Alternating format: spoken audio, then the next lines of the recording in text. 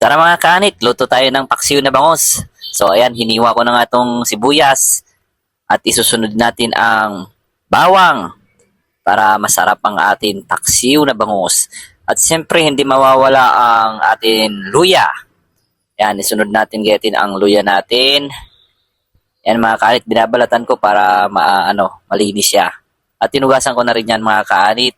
At yan pinitpit ko para lumabas yung niya talaga, aroma. So, sunod natin tong sili. Tinanggal ko lang tong puno. Yung tugod, sabi sa amin, sa Bicol. Ano tawag dyan sa inyo ba? At isusunod natin tong talong. Ihalo natin tong talong para masustansya ang ating bangus. Ay, nakatingin na sa akin ang akin Mingming. Si Mingming.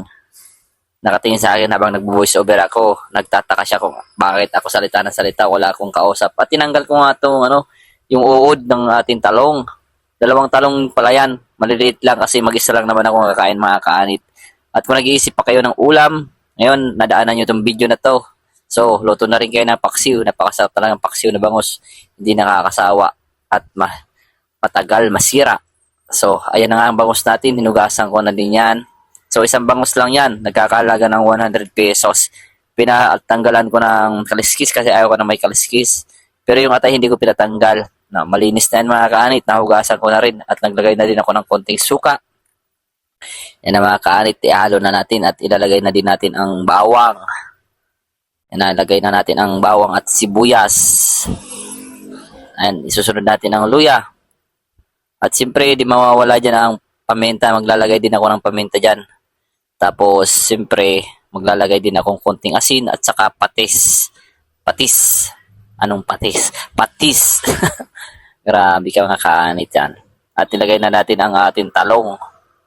So, yan ang talong. 2 piraso at nilagay ko na din itong siling haba.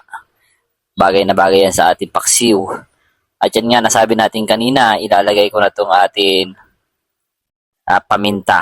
Yan, durog ang binili ko. 2 piraso lang yan. 2 pesos lang yan. Kasi mag-isa lang naman akong kakain yan eh. Hanggang ko na yan. Hapunan. So, tanghali ngayon, hanggang hapunan ko, baka hanggang tanghali ang mga yan kinabukasan. At naglagay na rin ako ng magic sarap para masarap na masarap ang ating paksiw. So, kung napapansin niyo mga kaanit, dyan tayo sa rice cooker nagluluto. So, maganda dyan magluto kasi, at naglagay na rin ako ng asin. Sabi ko na din kanina yan na maglalagay tayo ng asin. So, medyo mabagal ang ating video, hindi kasi ako nakapas-forward. Nakapas-forward lang ang ating bunganga. So, yan, patis. Lagay na natin ang ating patis. Dalawang takip ng patis. Yan ang mga kaanit. Ready na yan. Isasalang na natin yan. So, tatakpan ko na muna yan mga kaanit. At lulutuin na natin. Yan, luto na mga kaanit. Ang bilis lang na lutuin na paksiw na yan. Yan, napakasarap niyan mga kaanit. Tara na, kain na tayo mga kaanit. Nilagyan ko pala yan ng konting tubig so di ko na nabidyohan. Let's go, kain!